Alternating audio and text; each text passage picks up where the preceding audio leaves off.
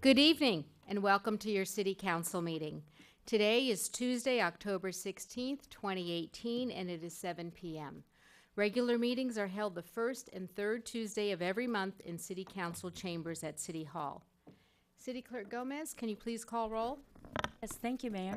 Councilmember Lindholm? Here. Councilmember Davies? Here. Councilmember Menegar? Present.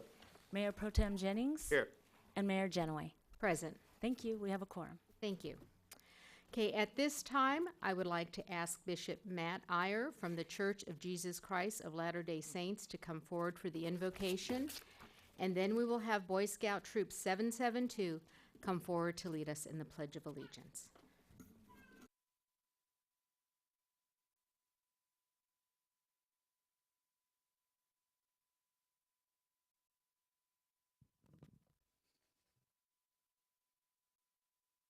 Heavenly Father, we are grateful this night that we could meet together at the City Council meeting. Father, we are grateful for our country's armed forces and that they defend our country and our freedoms. We're grateful to live in such a wonderful community where we can raise our families in a peaceful, friendly place. We're grateful, Father, for the rain that we've had to help keep this place green and to give us the water that we need. We pray, Father, that we can all be examples in our community and in our families of how we should be as citizens. We pray this night that the items that are discussed, that resolution can be made that is best for our community. And we leave these things in your name. Amen.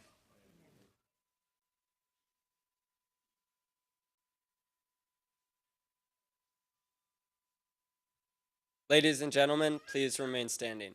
Boy Scout Troop 772, Color Guard, advance.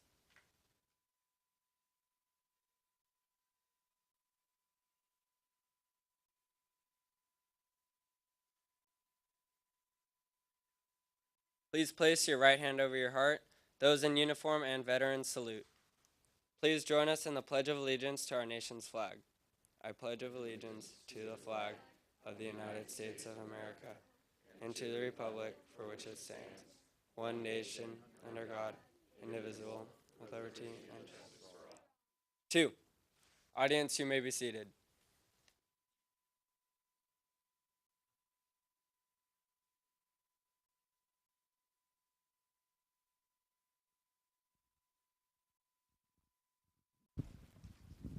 Okay, well, thank you, Troop 772.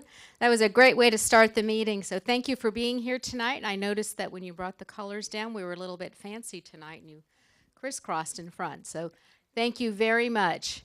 Do we have any troop leaders here tonight? Okay, so if you boys, I'll pass you the microphone. If you could tell us your name, grade, and what school you go to, that would be great. Hi, my name is Ari Parsons. I go to Dana Hill High School, and I'm in 11th grade. Hello, my name is Matthew Casper. I go to Don Juan Avila Middle School, and I'm in 8th grade. Hello, my name is Cole Cook. I am in 6th grade, and I go to St. Edward's School.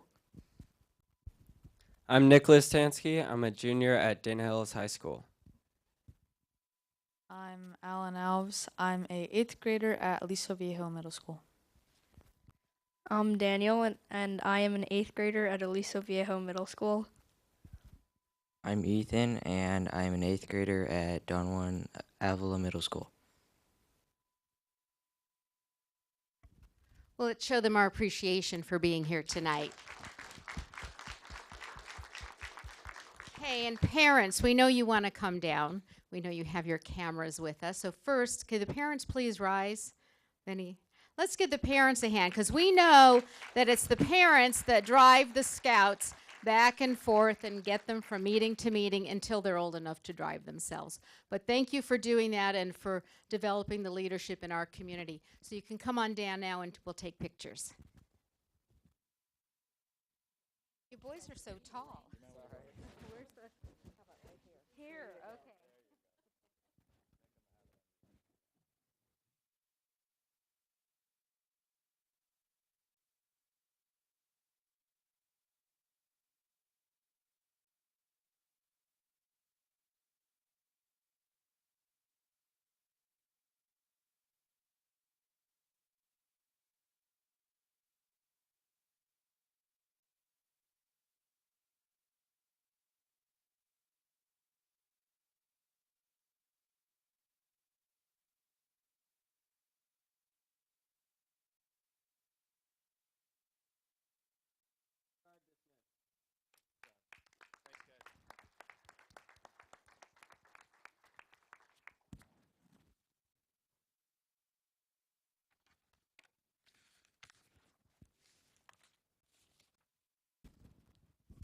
Okay, our first presentation this evening is a resolution commending Lieutenant Colonel Aaron Shalacy of the 1st Assault Helicopter Battalion, 140th Aviation Regiment.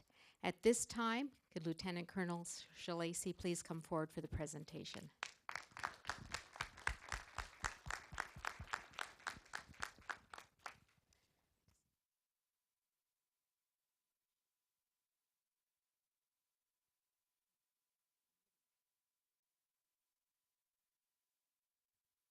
Okay, Councilwoman Davies, if you would like to hold that, and I will read. We have both had the honor of working with you over the last couple of years as co-chairs of the Military Support Committee, and we greatly appreciate all that you've done and all that you will continue to do. So whereas Lieutenant Colonel Shalacy has commanded the 1st Assault Helicopter Battalion, 140th Aviation Regiment, Archangels, since December 3rd, 2016, and also serves California as the Director of Public Works at the Joint Forces Training Base in Los Alamitos. And whereas Lieutenant Colonel Shalacy has deployed his battalion aircraft and personnel in aerial firefighting operations in support of the largest fires in the history of the state of California, to include the Thomas Fire, the Carr Fire, Mendocino Fire, Creek Fire, and fires in Napa and Sonoma counties, was called to serve as the Joint Task Force Command element for the mudslides in Montecito in January 2018, and conducted first ever interagency fire prevention mission in coordination with the City of Laguna Niguel in Orange County in August 2018. And whereas Lieutenant Colonel Shalacy has served our country with honor and was awarded 2 Bronze Star medals and 12 Air Medals, among many other awards. There's so much.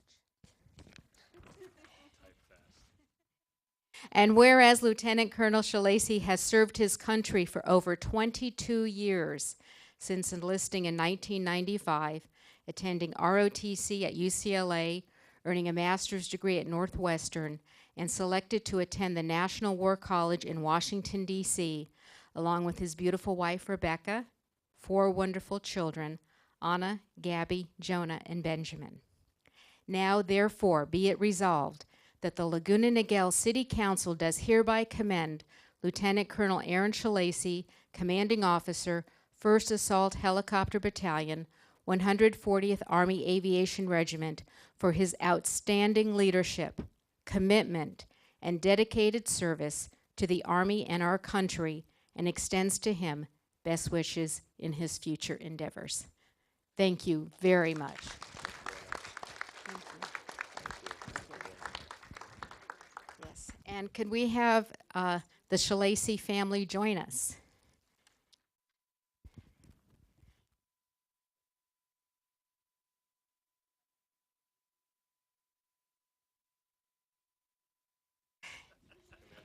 Yes. Come on, all of you. See, you add the sparkle. Oh, I wish you could all turn him around. Look at that smile. Yes, this is fun, huh?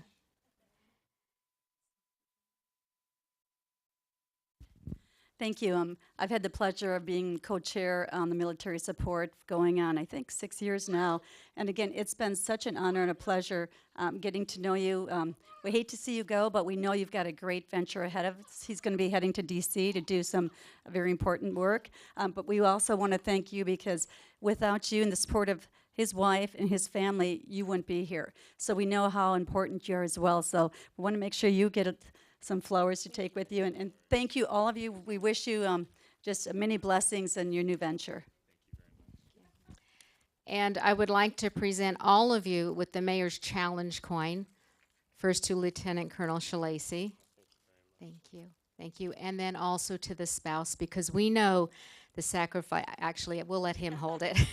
The sacrifice that you make, what military spouses do is the same as being in the military, so thank you. And here's one for you. Now hold on to these. Yes, you're getting yours. Okay. And can Rapunzel hold on to Benjamin's? Yeah? No. Okay. Here, you can hold on to your brothers, okay? Right. Would you like to say something? Absolutely. First of all, thank you very, very much, Mayor, council members. I would be remiss if I didn't give you my challenge coin, Mayor, so thank you very much. This has been an incredible opportunity. I'm actually blown away, and to be quite honest with you, the amount of support. You know, we had a fledgling program when we first started this a couple of years ago. There was a large will to try and get this started for a long time. I know the efforts of some of the veteran Laguna Niguel Support Committee members have been trying to push this for quite some time, and so we were able to get our feet under us and start this venture. And you know, last year, last year we were officially recognized as an adopted unit by the city. So we're very grateful for that, and looking forward to a lot of other things ahead, along with training and whatnot. And you know, we really appreciate all of your support. And moving forward, looking at next month with Veterans Day, we really appreciate all that you do for us and for our families. And for that, I thank you very much. Thank you, Mayor.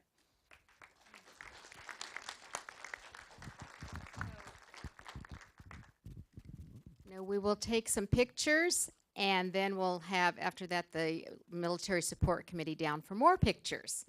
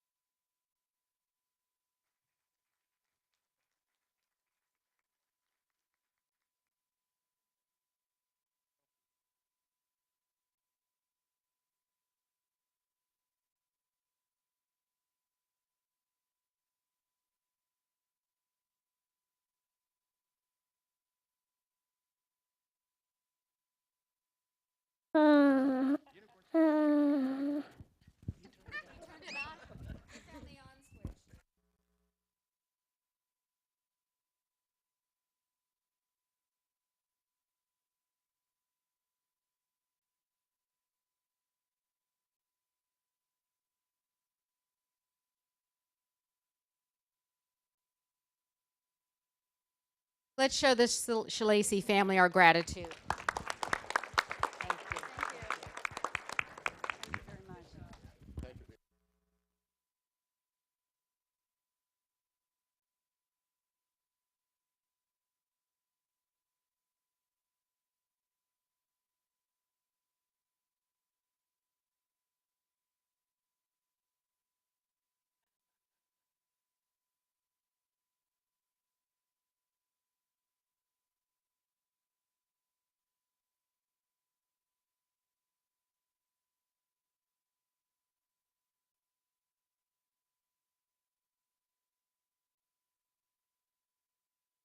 Turn it back on. Okay. Our next presentation is a proclamation declaring November 24th, 2018 as Small Business Saturday. And at this time, I'd like to ask Rick Riegel, Chairman of the Board of Directors of the Laguna Niguel Chamber of Commerce, to please come forward. And some of you might be thinking, well, it's not November yet. But we wanted to give our business community the opportunity to share the good news about this proclamation as we lead up to November for all the customers at our small businesses. Okay. So whereas the city of Laguna Niguel in California celebrates our local small businesses and the contributions they make to our local economy and community, according to the United States Small Business Administration, there are currently 30.2 million small businesses in the United States. They represent 99.7% of all businesses with employees in the United States and are responsible for 65.9% of new jobs created from 2000 to 2017. And whereas small businesses employed 47.5% of the employees in the private sector in the United States And whereas 90% of consumers in the United States say Small Business Saturday has had a positive impact on their community, and whereas 89% of consumers who are aware of Small Business Saturday said the day encourages them to shop small all year long, and whereas 73% of consumers who reportedly shop small at independently owned retailers and restaurants on Small Business Saturday did so with friends or family, and whereas the most reported reason for consumers aware of the day to shop and dine at small independently owned businesses was to support their community, and whereas Laguna Niguel, California supports our local businesses that create jobs, boost our local economy, and preserve our communities, and whereas advocacy groups as well as public and private organizations across the country have endorsed the Saturday after Thanksgiving as Small Business Saturday, now therefore I, Mayor Elaine Genoway, on behalf of the Laguna Niguel City Council, do hereby declare November 24th, 2018 as Small Business Saturday, and urge the residents of our community and communities across the country to support small businesses and merchants on Small Business Saturday and throughout the entire year. So we present this to the Chamber of Commerce, and we encourage everyone in Laguna Niguel to shop our small businesses on Small Business Saturday and every day of the year.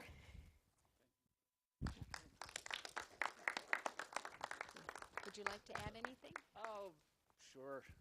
That last group should be easy to follow, so I do just want to thank the City Council and the entire city on behalf of the Chamber of Commerce. We have a great relationship. We work, we work very well together for years, and it's just gotten better and better this year. I was actually in the newspaper business when Small Business Saturday was created a couple of decades ago, and it's built and built and built, and it's through the efforts of this group and groups like this that it continues to grow. So remember, shop small and shop local. You'll see more about that coming soon for our annual Shop and Dine Local. So thank you all very much. Okay. Thank you, Rick. Okay. Appreciate it.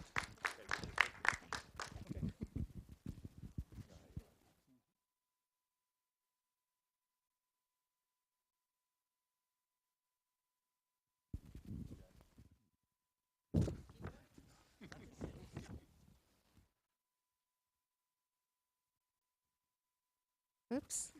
I'm right behind you.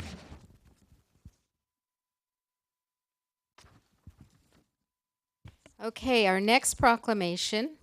Should I go? Sure. There's a lot of these tonight.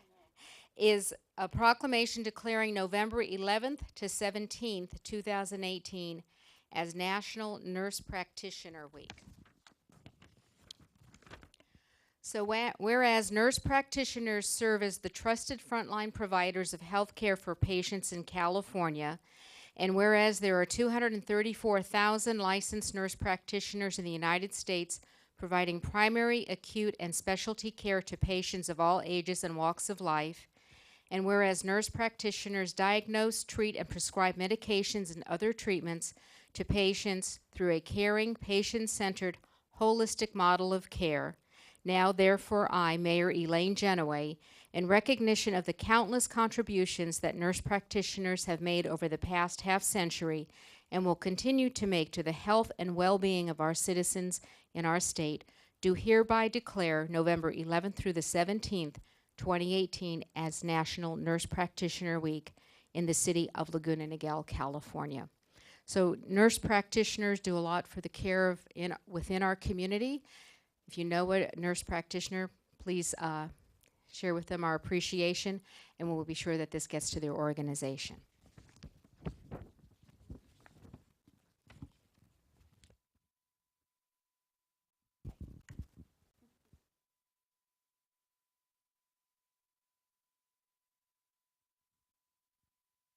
Okay, our last presentation is the Orange County Transportation Authority OC Flex Vehicle presentation.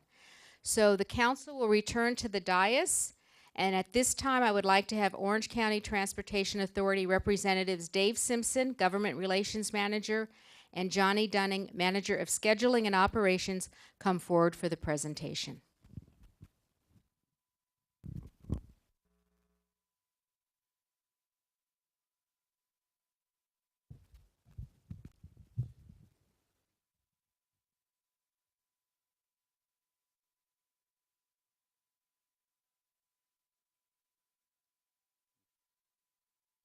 Good evening, Madam Mayor, council members of the great city of Laguna Niguel. I'm Johnny Dunning, again, manager in the Operations Division with the Orange County Transportation Authority. And we thank you for the opportunity to highlight a program we're excited about at OCTA as we strive to improve the quality of life or improve it or maintain it or sustain it in Orange County and keep Orange County moving. As guided by the Orange County Transportation Authority Board of Directors, including Director Davies, OCTA is committed to seeking ways to improve service and meet the needs of the traveling public. One of the ways we are doing that is with our microtransit pilot program that introduces the OC Flex service. A little background, OC Flex is an on-demand microtransit service pilot to be operated under a one-year pilot in select areas that to date have not been able to productively support our fixed route bus service. This service will introduce a new vehicle type, which was on display out here just in front of the building before this meeting. This service will also test new rider markets consistent with actions taken under the OC Bus 360 program to realign service with post-recession travel patterns and match resources to service demand. We see this on-demand service as a possible solution to a service gap by offering an on-demand curb-to-curb service with accessible vehicles operated by certified drivers for anyone 13 years or older. OC Flex will be available in two areas, one pictured here down in South County, which covers portions of Aliso Viejo, Laguna Niguel, and Mission Viejo. The service will be available every day, operating from 6 a.m. to 9 p.m. Monday through Thursday, and up to 11 p.m. on Fridays. Saturdays and Sundays, the service will be available starting at 9 a.m., and ending at 11 p.m. and 9 p.m. respectively. The OC Flex service is designed to allow customers to request rides to origins and destinations within the zone you see there, including key destinations we call hubs. We also are providing first last mile connections for riders entering or leaving the designated zones via connections to our existing OC bus network and the rail network, mainly Metrolink there at the Laguna Niguel Mission Viejo Metrolink station. Now about the vehicles which we had on display. The service will be provided using these small passenger vans, similar to the popular shuttles. Think Super Shuttle. The van will have a seating capacity of 8 and it will be wheelchair accessible. And when the wheelchair station is deployed, four seats will remain available. OC Flex features a unique look, as you see here, different from our OC Bus service, but still carry the OC brand. We have a line of services including OC Bus, OC Access, OC Rideshare, soon to be OC Streetcar in the near future, and here we are with OC Flex. Customers using the service will pay a $5 fare if paying with cash and will receive a day pass for trips within the zone, meaning they can ride unlimited for the day. Customers using the mobile app created for this service will pay only $4.50. This fare structure, as approved by the board, is consistent with the cost of a day pass for OC bus service and the OCTA policy for children under 5, meaning that if there is 3 children with 1 fare-paying passenger, they ride for free. This also allows or permits convenient connections between the OC bus service, Metrolink, and Amtrak services with full valid day passes or Metrolink or Amtrak tickets. Our marketing and outreach activities to date have been very extensive. This includes the branding for the service and development of a mobile app that is critical for a transit-enabled or technology-enabled service such as this. The advertising includes outdoor posting, printed materials, direct mail outs, and online advertising. We've also held focus groups to gauge rider interest. We've met with local chambers and business associations to create partnerships, and we've hosted several community events to get the word out on the service. We've done a lot of marketing, and we also have a tour scheduled for this area tomorrow. Again, we're really trying to get the word out on this service to ensure that folks know that this opportunity is out there. It is a 1-year pilot, and the next steps we're looking at, once we kick the service off on Saturday, October 20th, we'll have some other events that we're going to kick off leading up to that point. But we're going to collect customer feedback, gauge their interest. We're going to ask them to sign or fill out surveys and find out how we can do it better or if this is meeting their needs. We're also going to collect the data in terms of the ridership patterns, where they're going, how many folks are riding it per hour. We do have targets that we want to hit, and we're going to provide updates to our board. We're going to provide an update at a 6-month interval, advising on how we're doing and if there's any recommended changes. And then at the end of the year, about this time next year, we'll come forward with a slew of recommendations on how we move forward for this service as a service model. Madam Mayor, this is the end of my presentation and briefing for you this evening, and I'll avail myself to any questions that you all may have. Thank you, Johnny. I have a question. You had mentioned the age 13 to ride. Is Yes. that if you're riding by yourself? Yes, you can ride, you have to be 13 years or older to be unaccompanied by an adult. Okay, but a parent could bring children. Yes. Okay, yes. thank you. One thing I do want to note that this service is, we're applying the 880 rule, 8 years of age or more than 80 pounds. If you are less than 8 years old or you're less than 80 pounds, you will have to have a booster seat in tow. We cannot provide that for you. If you do not have that, the child will not be able to ride the service. So that's key. Okay, thank you. Any other questions? I want to thank you for the presentation. I sit on the OCTA board, and this is something we're very excited about. For the last few years, ridership over the country has gotten down, especially as economy goes up. People tend to buy cars, and Laguna Niguel being one of the areas. And so there's a lot of counties throughout California that basically just dropped ridership and didn't do anything about it. What I love about this is sometimes when you have a challenge, there are opportunities. And the fact that we looked at it saying, what can we do? And here's a pilot program for our area. I'm very excited to see that happening. And tomorrow we'll be doing a tour with the mayor and some council members out of Mission Viejo, Laguna Niguel, as well as Aliso Viejo, to kind of see the route and start promoting that as well. What I'd like to know is if you can give us the app now, if you have it. Where's my cell phone? I think I left my cell phone in my car. Actually, it's available in the App Store. The app And is what available. is it under? It's under OC Flex. Okay, great. OC Flex app, yes. And it is, again, it's starting Saturday, so it's a great opportunity Yes. to check it out, see where it goes. And the fact that you can pay $450 actually if you use the app for the whole day, that's fantastic. And again, one thing with Uber and Lyft, they don't allow children to ride unaccompanied. So here, if you have a student that's, middle school, high school, and they need to get somewhere, or perhaps mom's working, dad's working, they can actually use this to get where they need to go. So it has so many great options here, and I really hope that's successful. Obviously, we'll go, we'll see how it goes and hopefully tweak it and just make it a program. And because I can tell you what, all the other cities are a little jealous that the 3 of our cities have the opportunity to do that. And again, Westminster and Huntington Beach is doing the program as well. So I want to thank you and Dave Simpson as well. Thank you. And it's available iOS or Apple and Android version. So. Yeah, this fills a void that we've had in our mobility in our area. And I did have some high school students on my street this weekend, because as I was telling them about it, they were all excited, but I'm glad it's 13 so that they can ride it too. So that's very good. Any other questions from council?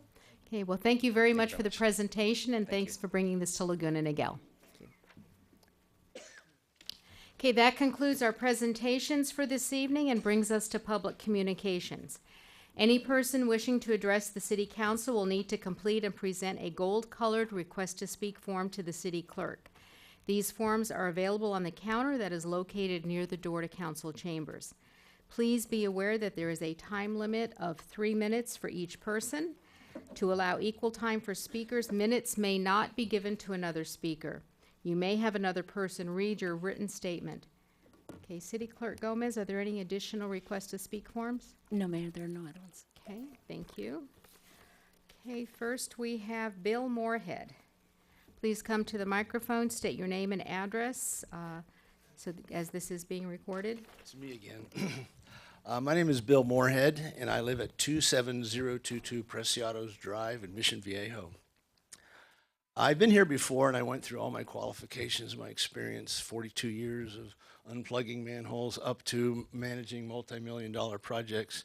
I want to be a little bit more informal tonight. I do have something interesting I want to make sure I announce at the end of this presentation. I do have a Facebook. I've had it for a while. Now I'm posting videos. I'm having a lot of fun with these videos, and I hope to post some more. But part of the website and the Facebook, I've been getting a lot of input from the customers of Molten Niguel Water District, and I've gotten input from fluoride to plumbing leaks to emergency preparedness, et cetera, et cetera. A lot of questions about my qualifications. One I'm very proud of is I did get a call from a lady, I'll just say her name is Virginia, and she might be watching now up at the Coventry retirement village. And she called me up and she says, I wanted to talk to you because you're the only person that put their phone number on your ballot statement. And I would appreciate that acknowledgement, because that's something I always have done in my projects. I've always given my personal phone number to people, so I want to be contacted 24/7. It doesn't matter what time, day or night, but it's something I've always done. It's something that I've been told not to do because are you going to really take all these calls? Well, I've taken quite a few calls, and I prefer to answer the questions before it gets to a higher level. But just so you know that any input that I respond to, I don't do it as a district, a representative of the district. I give a response as a professional, and I never try to get involved in the district's business since I'm not an employee of the district. One of the things I want to make sure too that people understand, as a board member with my experience, there is the danger of micromanaging staff. And I've been very clear in my campaign that my role as a board member is to set policy, and the staff is to implement that policy. I'm very clear on that. I've had many leadership roles in AWWA, American Water Works Association, Orange County Water Association. I was their president. I've sat on numerous boards as chairman and as president and as board members, member of the California Water Environment Association and Water Environment Federation. My last announcement is I'm going to donate 10% of my monetary compensation I receive when I'm elected to the board to a local environmental organization or educational environmental organization starting in January 1. And I would like input on organizations that might benefit from this compensation, but that'll be 10% of any monetary salary I get as a board member will go to that charity in environmental and educational opportunities. Thank you very much. Thank you, Mr. Moorhead. Next is Sherry Waninger.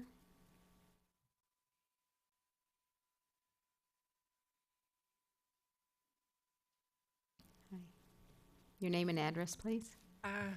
Good evening, Madam Mayor, council members. My name is Sherry Waninger. My address is 24316 Cataluna Circle in Mission Viejo. And I just wanted to introduce myself as a candidate for the Molten Miguel Water District, another one. And with my 30-plus years of experience in finance and contract management, I look forward to bringing a fresh perspective to the board. And so we can meet the challenges ahead so we can continue to have safe, reliable, and affordable water for our future. I will appreciate your vote. Thank you. Okay. Thank you for coming here this evening. Okay. Okay, public communications is now closed. We'll now move on to our consent calendar, items 1 through 15. I'd like to note that we'll be voting on the current version of item 3, the minutes of the regular city council meeting on October 2nd, 2018, as provided in the red folders. And I will be abstaining from voting on item number 15, as one of the items being purchased through a vendor is a product that my husband worked on the development. And I will be pulling item number 5 for comment. Are there any other items that need to be pulled for comment or discussion? I'm not going to be voting on item number 1 due to a potential perceived conflict of interest. Item number 10 for discussion, and item number 12 for clarification and correction on the text with regard to the way it's presented. So you're abstaining on item number 1. 1. And you're pulling items 10 and 12. Yes. Okay. Any other? Mayor Pro Tem, Councilmember Davies? I'll make a motion to number 8. Sorry, wait. Thank you. You're pulling 8? Yes. Pulling 8, okay. Brief comment. Okay, so we've pulled items number 5, 8, 10, and 12. Councilman Minigar is abstaining on item number 1. I'm abstaining on item number 15. Councilmember Davies, do you have a motion? Motion to move the remaining. Sorry. Okay, it's been moved by Councilmember Davies, seconded by Mayor Pro Tem Jennings to approve the balance of the consent calendar. All in favor say aye. Aye. Aye. Opposed, abstain, carries. Okay, item number 5.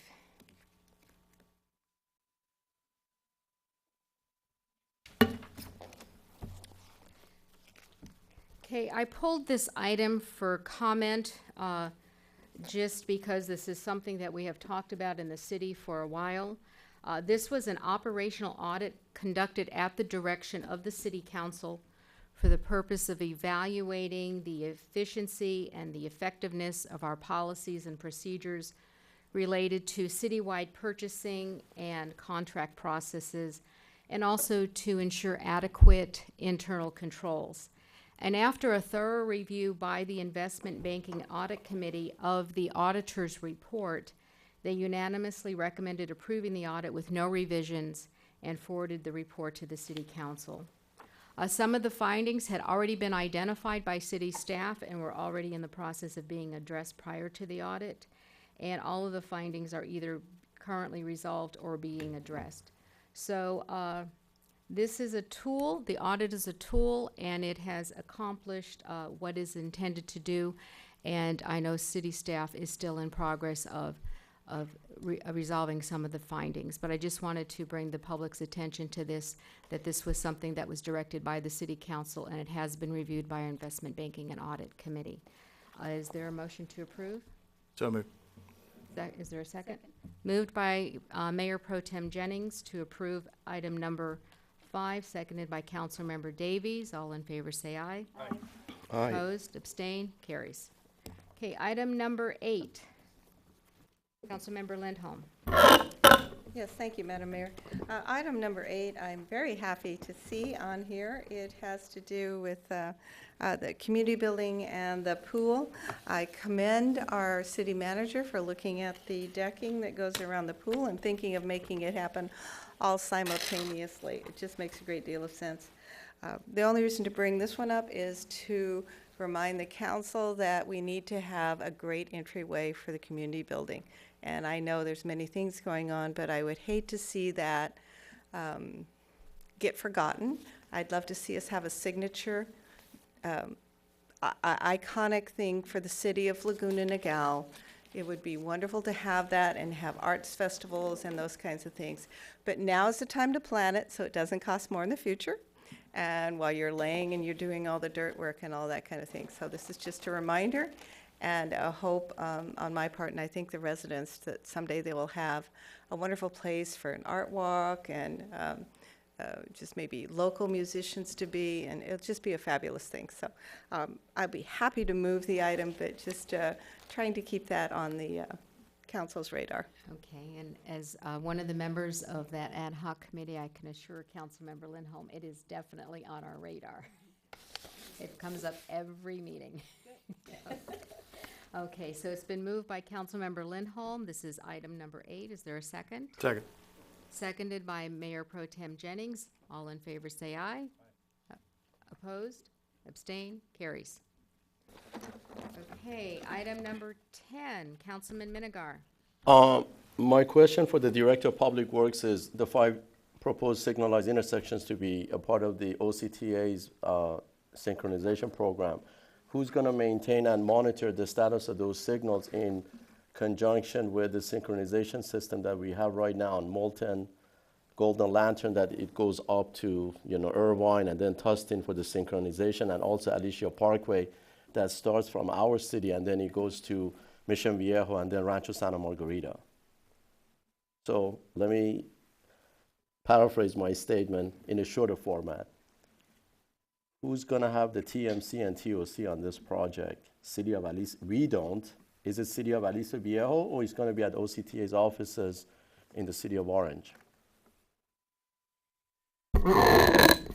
Councilman Miniger, if I understand your question correctly, once the new timing parameters are in implementation phase, the city's fully gone through the engineering process of updating the timing and coming up with new timing programs to synchronize the signals. There is an operation and maintenance phase.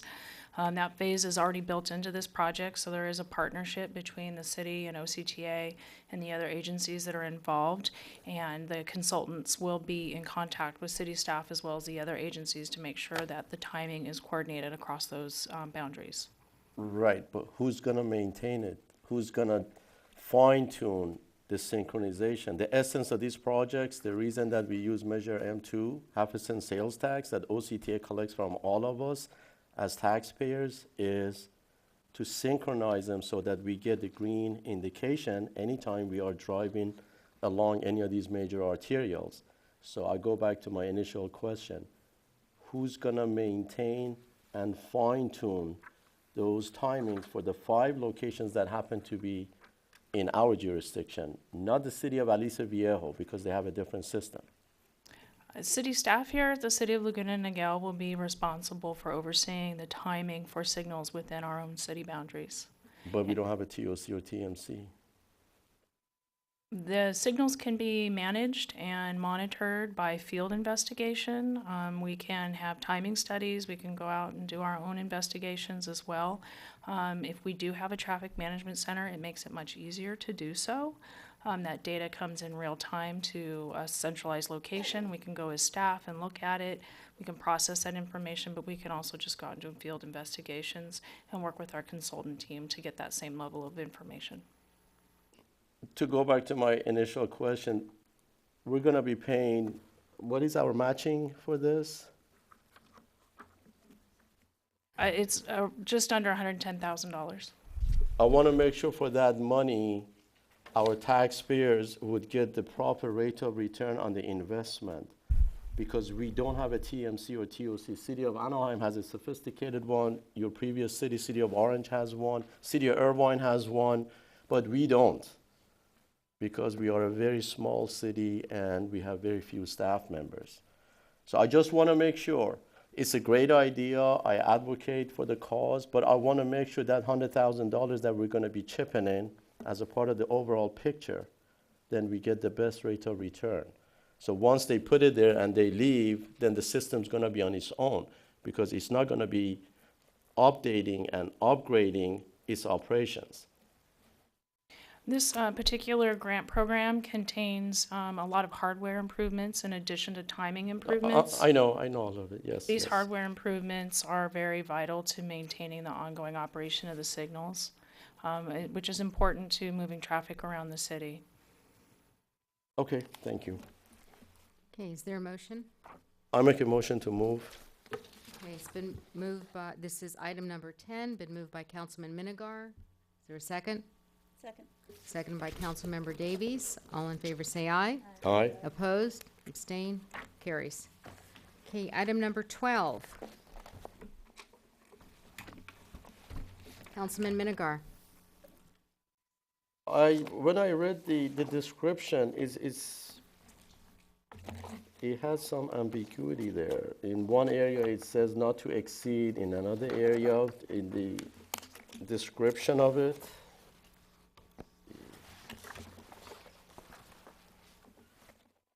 Okay, City Manager Ridge. Councilmember Minigar, do you have a specific question, or? Yes, item number 1 of the same agenda item. You mean A? A, yes. Okay, so initially, code enforcement was contracted with Wildan to provide on-call services for an amount of $24,000.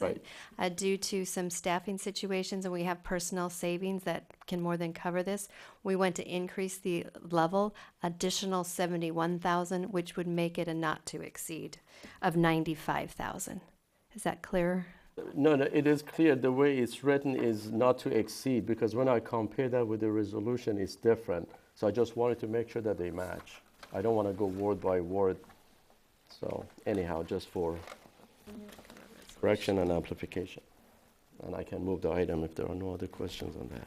Yes, so it is a not to exceed. You're absolutely correct. Right, thank you. I'll make a motion to move. Okay, item number 12 has been moved by Councilman Minigar. Is there a second? Second. Seconded by Mayor Pro Tem Jennings. All in favor say aye. Aye. Opposed? Abstain? Carries. Okay, we are now on to City Manager item number 1. Good evening, Honorable Mayor and City Council. Last December of 2017, the City Council approved the Mayor's recommended appointments to various regional agencies, commissions, and committees, And at that time, Mayor Genoway was appointed to serve on the South Orange County Watershed Management Area Executive Committee. However, no alternate member was appointed at that time. Due to unforeseen circumstances, Mayor Genoway is unable to attend the last meeting scheduled to take place on November 1st and is recommending that Ziad Mazboudi, the Engineering Services Manager, be appointed as the alternate member. And according to the cooperative agreement with SACWMA, the South Orange County Watershed Management Area, if the alternate member is an executive staff person and not an elected official, the agency must notify that the alternate member has delegated authority to act in the elected official executive committee member's capacity and has the ability to vote on any of the items. So we do need to have council approval for that, and if that is given tonight, we will notify them that Mr. Mazboudi will have that authority. Okay, so can I have a motion to appoint Ziad Mazboudi, Engineering Services Manager, to serve as the alternate member on the South Orange County Watershed Management Area Executive Committee? I'm happy to make that motion. Is that only for one meeting? It's just for one meeting. We meet quarterly, and this will be the last meeting of the year, so it's just for that one meeting. Okay, can that be specified? And I would be happy to make the motion with that. Okay, we can amend that to, Because most of the people are elected. yes. So happy to make the motion, and that is for this one meeting. Okay, so that will be, did you get that? Okay. All right, is there a second to approve Mr. Mazboudi for one meeting? Any more discussion or question on that? All in favor say aye. Opposed, abstained, motion carries. And that was moved by Councilmember Lindholm, seconded by Mayor Pro Tem Jennings. Okay, now we have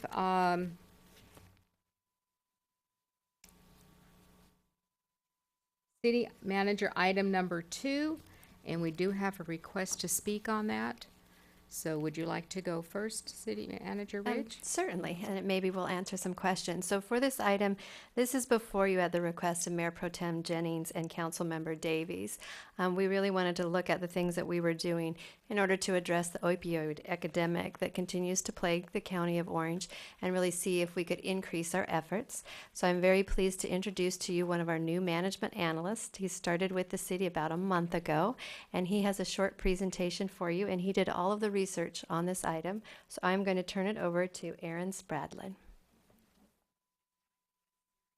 Thank you, Honorable Mayor and council members. Staff has researched extensively drug abuse in Laguna Niguel, what is currently being done, and what the city can do moving forward. I'd like to start with a few key figures about opioid abuse in the city. According to a 2017 Orange County Healthcare Agency and Sheriff Department's coroner study, South Orange County is the hardest hit region of the county for opioid abuse. Laguna Niguel ranks 6th for rate of opioid-related emergency department visits per 100,000 persons, and 5th for rate of opioid-related overdose deaths per 100,000 persons in the county. Over the last year, police services has responded to 5 overdose deaths and has administered naloxone, which is the opioid overdose reversing agent, on 3 occasions. Over half of teens abusing medications get them from a family member or a friend, and often their home medicine cabinet. Experts agree that take-back programs are the safest and most responsible method to dispose of unwanted and expired medication. Here we have a map that shows the rate of opioid-related emergency department visits by zip code in Orange County. And the darker the shade, the higher the rate. And here we have a map that shows the rate of opioid-related overdose deaths by city in Orange County. And actually those 2 maps, if you switch them, then it would be correct. The city currently has a strong drug take-back program with Police Services Drug Disposal Receptacle and their 2 annual drug take-back programs or events at Sea Country Senior and Community Center In October 2017, the City Council dedicated a drug overdose awareness memorial at Crown Valley Park, and on March 6th of this year, the City Council passed a resolution which stated its support for efforts to combat the opioid abuse issue. And here we have the drug disposal receptacle, which is located in police services. Securely located in City Hall, police services accepts prescriptions, over-the-counter medications, vitamins, samples, and medications for pets. They do not accept sharps, illicit drugs, or medical or hazardous waste. In support of the City Council's interest in addressing this issue going forward, staff will begin a more robust and comprehensive marketing campaign of the existing drug disposal receptacle at police services. We will continue the 2 annual prescription drug take-back events at Sea Country Senior and Community Center, along with its respective marketing, and upon approval, participate in the DEA's National Prescription Drug Take-Back Days in 2019, along with its respective marketing. Staff will also monitor the popularity and yield of all events to develop a recommendation whether to continue these events in the future. This concludes my report, and I'm happy to answer any questions. Okay. Thank you, Mr. Spradlin. Any discussion or questions?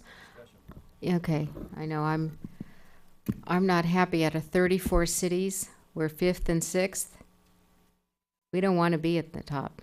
So we really do need to, I know we have been participating and doing things, but I think we do need to step it up, which is why we have this on our agenda.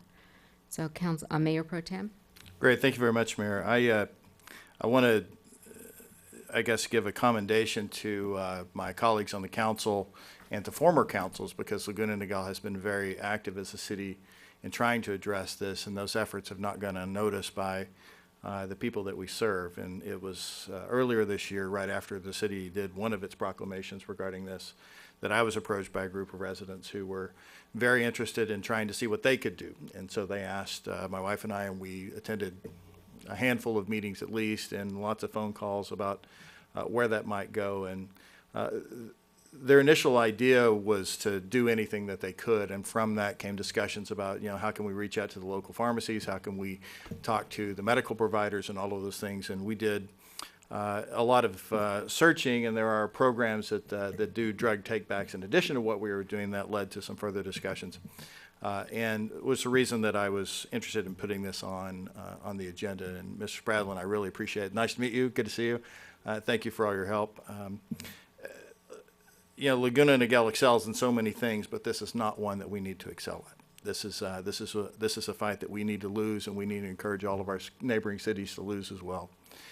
We need to be on the forefront of anything that we can do to stop this, and this council has been and will continue to be dedicated to that effort. 2019 is right around the corner. It presents a very unique opportunity for city to get involved in a very large way. And I look forward to helping champion those in any way that we can, along with my colleagues, and I really appreciate the staff doing that as well. We have a lot of very unique and diverse people in our community that have lots of experience and different backgrounds that I fully anticipate will want to join us in this effort. I invite them into that conversation in any way that we really can. And one of the great things about this is, as the mayor has told us on other occasions, is how important and different Laguna Niguel is, because a lot of cities don't even have a repository. They have 2 drug take-backs a year, and that just simply isn't enough, and I'm proud to be one of the others. Let's do all that we can. So that's the reason it's on here, and I appreciate Councilmember Davies and all of her help through the years on this issue, as well as the rest of council, and I appreciate her helping support this. Thank you. Okay, and City Manager Ridge, if I could ask you, because we have been working on this, this has been something that has been a priority of our city council for years, but I think we need to do something different. And I would ask you to direct staff to look at other creative ways, because what we're doing has gotten us to 5th and 6th place. We want to be at the bottom of that list. So let's be creative about this and see if there's other ways we can address it in addition to what we are currently doing. Any other comments? And we do have public comments as well. And just real brief, since 2012, I've really started working with Councilmember Lindholm on this because we understood, we have a lot of families that unfortunately we've met under, bad circumstances. We've been working with these families to do workshops, working with the local doctors. We're doing youth programs. We did a great program. It was Better Sore Than Sorry because we were finding that especially a lot of the young teen boys, they were getting addicted due to the opioids due to injuries. And trying to educate the coaches as well as the parents and realizing when it's, when you get that prescription, it should only be a few days worth of prescription and that the parent should hang on to the prescription and give the child, the teen, don't give it to them. So we've, like you said, we've hit a lot of different categories, but there's got to be something more. And I know that this is across the country. I completely agree with you. It's like every year we do something pretty strong and we stay with it. I'd like to see what else we can do. We've worked with other cities. We've worked with the doctors. We've also worked with the schools. So, I mean, we're doing, we're taking this as a region, as a group, but if there's new options, new ideas, we're definitely willing. And I want to thank police services because they've always been there and active. And anytime we need them to be part of these educational workshops, they're there. So thank you. Thank you, Mayor. Okay, we have a request to speak from Sandy Rains.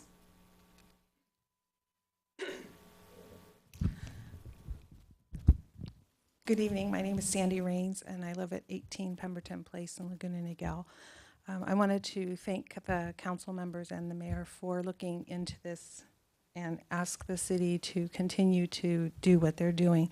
Recently, my organization that I belong to reached out to police services and asked if there was a way that we could be part of a DEA take back of drugs on October 27th of this year. It wasn't possible to happen this year, so I'm glad to see that this item is on the agenda, and I want to ask that you continue to reach back out to us so that we can be the volunteer force that you need for marketing what's happening. And this is a very serious issue that we have in our community, and it's not one that we, as the mayor said, want to be number one in or 5 or 6. So I want to thank you for making the efforts. And I want to thank the city for looking into this, and I ask that you reach back out to our organization so that we can support you and continue to help in however way we can. Thank you. Thank you, Ms. Rains. Okay, any other discussion on this item? So can I have a motion to approve participation in the U.S. Drug Enforcement Administration's Saturday National Prescription Drug Take-Back Days in 2019, along with marketing for participation? Is there a motion? So moved. We had 3 people move it. We really want it moved. We're all jumping. Okay, Mayor Pro Tem and then Councilmember Lindholm, or Davies seconded, since you guys put it on the agenda. Okay, all in favor say aye. Aye. Opposed, abstain, carries. Okay, our last item is City Manager item number 3, and that is the issuance of a request for proposals for City Attorney Services. City Manager Ridge, can you please provide us with a report? Sure, Honorable Mayor and Council members.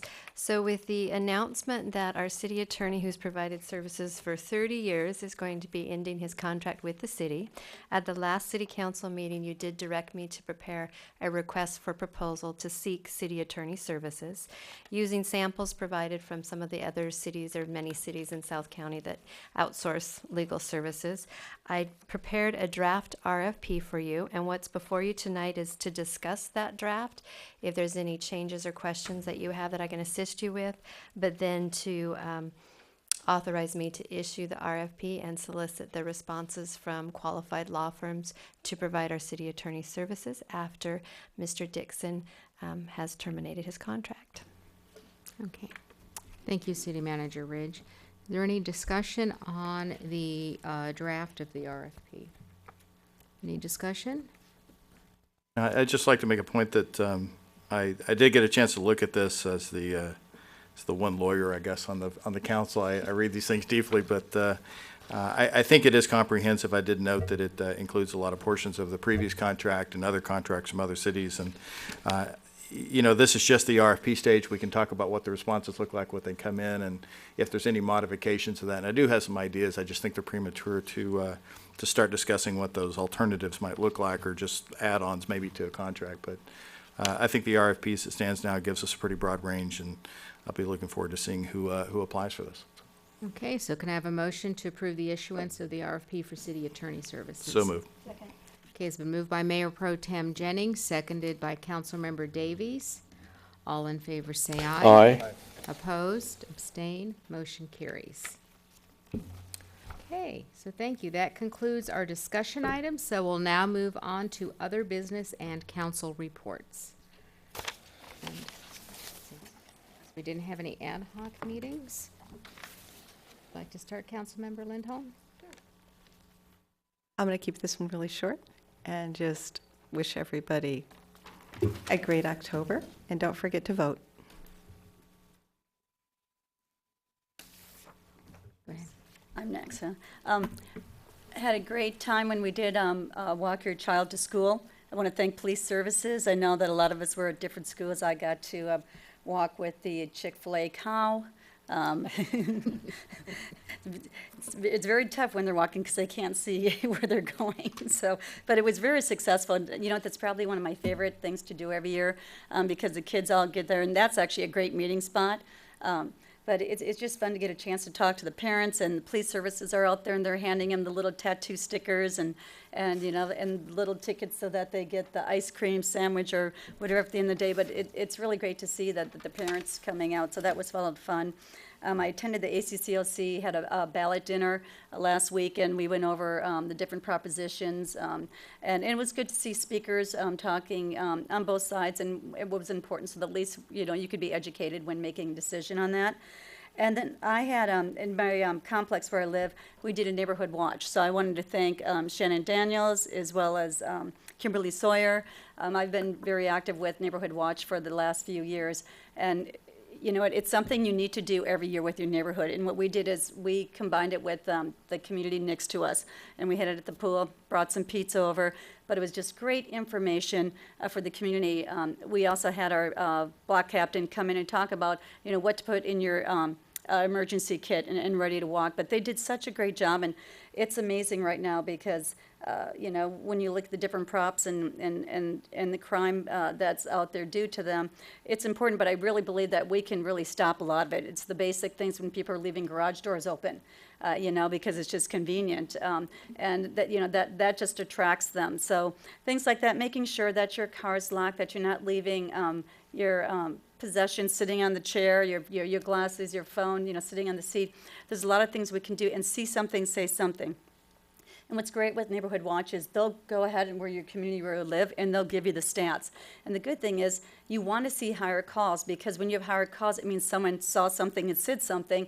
They went out, and usually nothing happened, which was the good thing. And usually if you have higher calls, the crimes actually are very low. So you can always contact police services. I'm happy to help as well. I think we're going to talk about doing a community one with the associations here, and then just get going and get more block captains going. But in the last 2 years, we went from 60 communities, Neighborhood Watch communities, up to I think about 90. We knocked up, added 30 in a year. So keep it up, and thank you again to police services. Thank you. Very good. Thanks. Councilman Minigar? Well, I attended quite a few different meetings. Just let me mention a couple of them. Last Friday, I attended the Laguna Niguel Chamber of Commerce's governmental affairs meeting with our Assemblyman Bill Breaux, who talked about pros and cons of the repeal of SB 1, which is under Prop 6 at the City Hall. And then last Saturday, I attended the Hispanics 100 event with the U.S. Attorney General Alberto Gonzalez in Newport Beach. Then last Wednesday, I attended Coffee with a Cup along with Mayor Pro Tem John Mark Jennings and Lieutenant Matt McDaniel and the police department's representative. It was a great event, and I love these events that are being sponsored and conducted by our police department. Then the same day, I attended the TCA's Executive Joint Ad Hoc Committee. Then later on, I attended the TCA Joint Board meeting. Then I attended last week the Laguna Niguel Chamber of Commerce's Candidates Forum at El Niguel Country Club. And this morning I spent 2 hours with a 40-year resident of this great city who's very knowledgeable about the city, and I wanted to, along with him, to inspect the state of the infrastructure of the city, and I was taking notes with regard to anything that he was mentioning so that I can compare my notes with our skillful city manager. Thank you. Mayor Pro Tem? Great, thank you very much, Mayor. Thank you again to the Chamber of Commerce for hosting the candidate forum. Hopefully there was a lot of community input from that. I always enjoy those. I think it's a great opportunity to meet our candidates and hear from them and get some ideas on what's coming. I sit as your trustee for the Vector Control Board. I want to let you know this is not good news. It's not bad for Laguna Niguel, but it certainly is difficult for the county. We had our first West Nile death today in Orange County. And that, as somebody who sits on that board, I take that very seriously, and we do all that we can to stop that. West Nile has not come south in Orange County. It's remained a North County issue for the most part. That isn't because we aren't trying very hard in Laguna Niguel, because we treat our facilities and all that day after day, month after month. So our hearts go out to these people. West Nile is a terrible disease, and the mosquito is by far the most deadly predator on the planet. And you have a very, very active county board that's attempting to fix that problem. And we do a good job. And we've, you may have heard about some of the diseases in Los Angeles, which are getting press of late. Those have not found their way into Orange County yet. Fortunately, the Los Angeles has done a good job of isolating that up there, and we are actively working to try to stop that. If anyone has any questions about those efforts, I'd be happy to answer those, and that goes for council and the public as well. Along with the mayor, we have the privilege of meeting periodically with the Capstone Unified School District Board. It's a mayor's roundtable. Been honored to be invited into that. This past week, we met with Superintendent Vital, the president of the CSD board, Martha McNichols, and various mayors and city representatives from all around South Orange County inside the Capstone Unified School District. The purpose of these meetings are sort of just to air any issues that are going on between the cities and the school districts, but of late they've become very pointed towards the school district's needs for infrastructure improvements. 2016 was a year where a very large bond that CUSD had proposed was defeated in an election campaign, and they took, I think, copious notes and learned some very good lessons from that. And from that, they are breaking the district down into micro subparts so that those bonds, to the extent that they can be proposed in the future, specifically relate to individual schools and or school districts, which I think is a great lesson to be learned. And it's much more focused on interaction with the community long before that. So we have reason to believe that Laguna Niguel may be at the beginning of that bond program. There's several different districts inside CUSD. So we think that we might be one of the first ones to come. So our encouragement, along with the mayor, was to increase the communication as much as we can and as early as we can so that we can understand what's being asked, so that we can then propose to the community and get their input long before it ever comes to an election, but long before they ever see it on the ballot. And those are many of the lessons that we learned. So with that, that was the end of my endeavors. Before I leave, I have to, this is the last meeting before the big event, Mayor.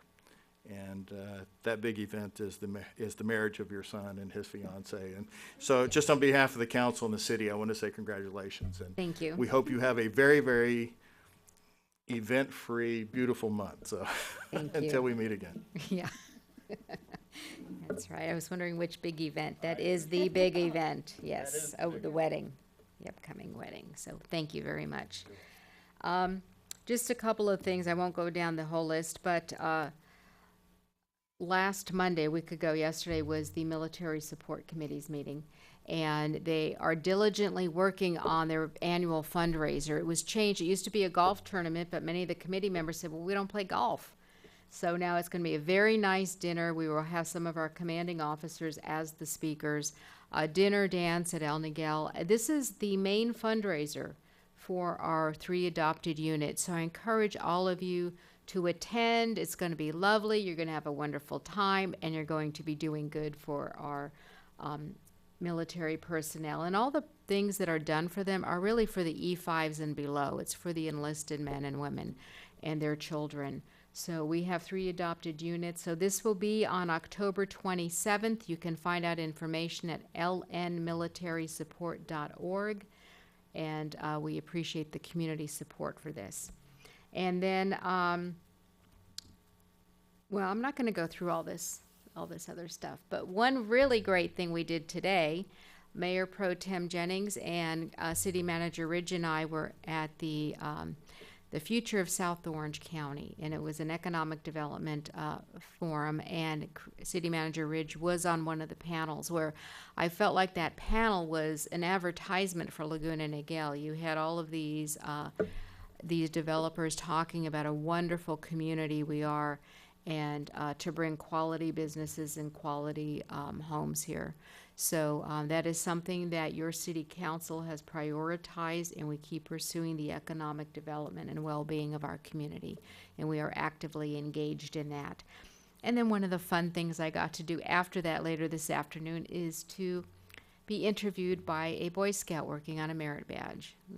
That's just, you know, one of the little perks of the job, but to help them see, you know, and find out what does a mayor do. So that. And then we have some upcoming events. October 24th, next week, is the Teen Dating Violence Workshop that will be presented by Laura's House.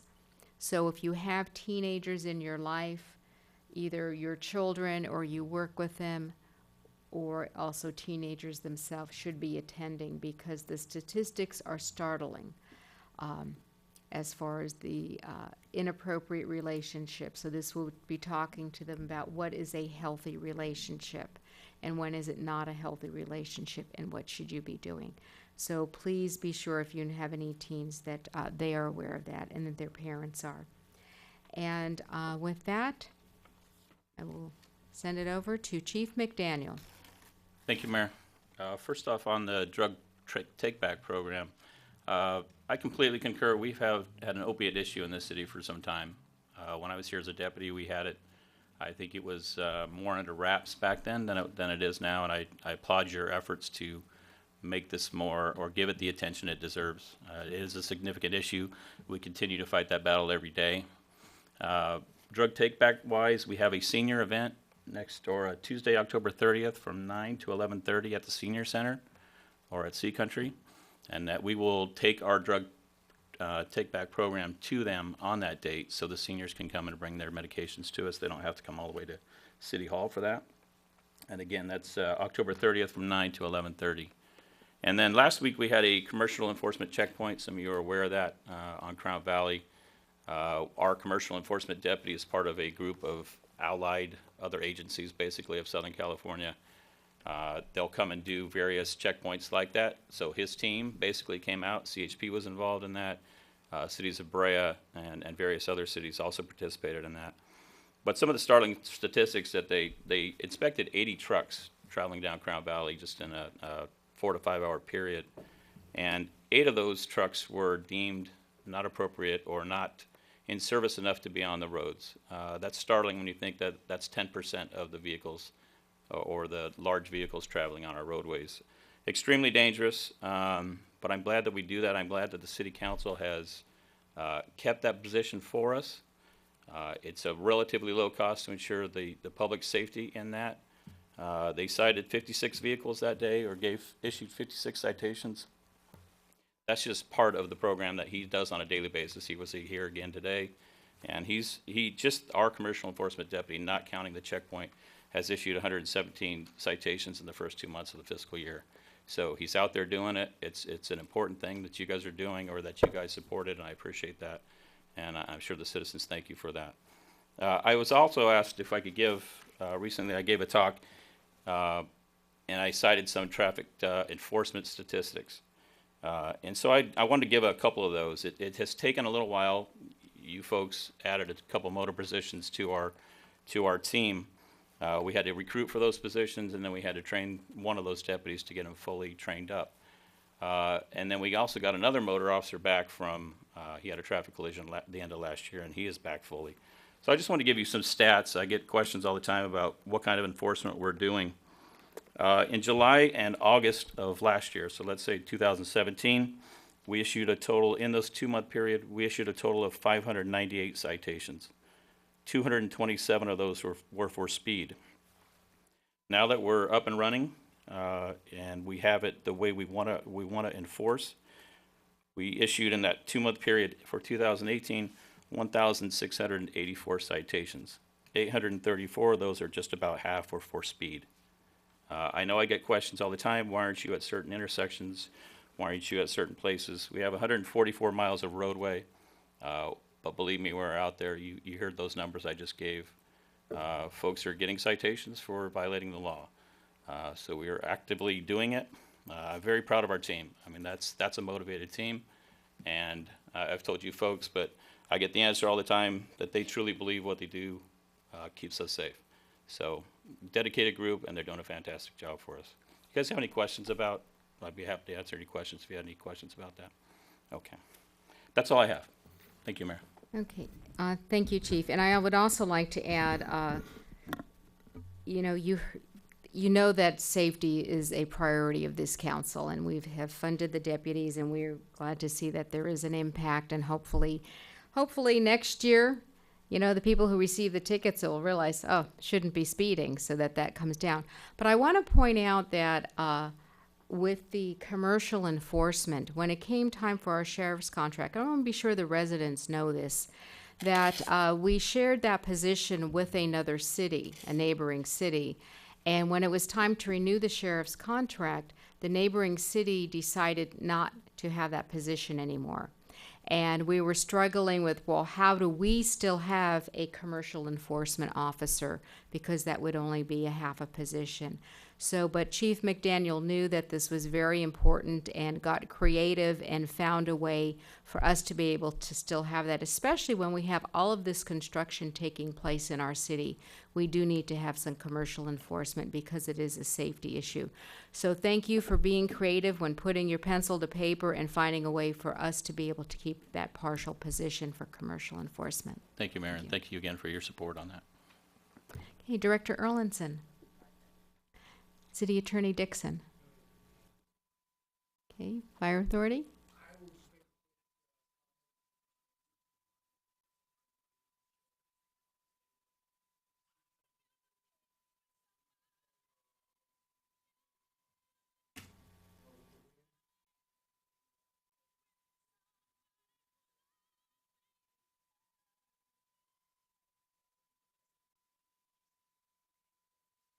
Thank you. Mr. Spradlin?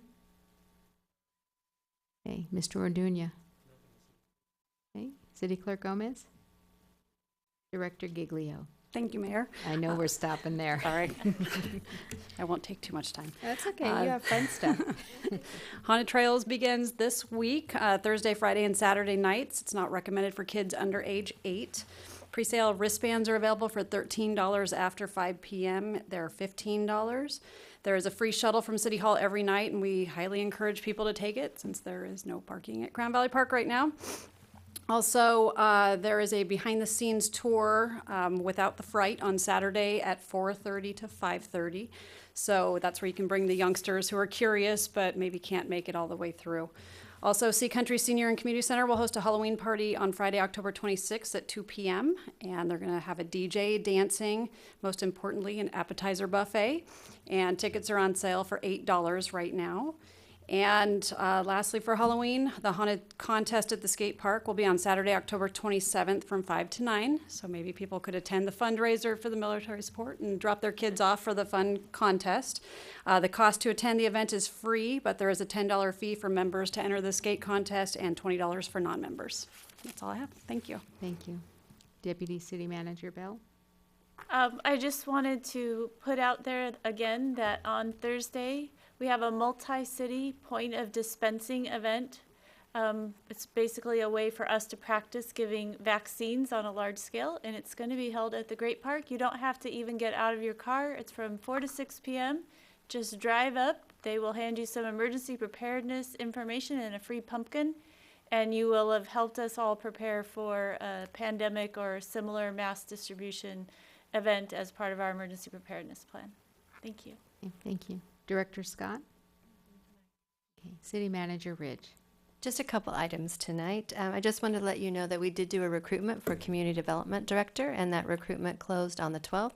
We have a number of applications, and we will be going through those and doing the interview process, so I will keep you updated. And along the lines with economic development, I spent Monday afternoon and all day Tuesday, October 9th, at the LA Convention Center for the ICSC Western Region Conference. And working in conjunction with our consultant, we were able to attend a number of different appointments with some very interested retailers. So more to report in the future on that. Okay, thank you. And I guess that wraps it up. So this concludes our regular city council meeting. We are now adjourned at 8:22 p.m. Thank you and have a nice evening.